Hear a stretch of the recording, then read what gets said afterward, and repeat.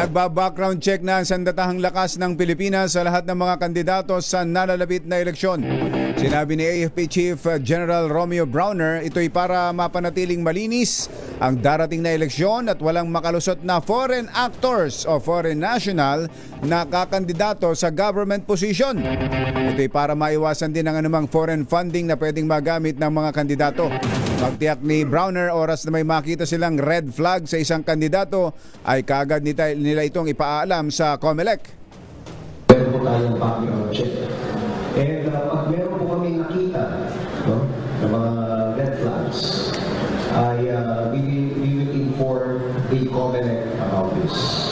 Dahil nga po, ayaw natin maulit yung nangyari, yung eleksyon na may mga nakalusot na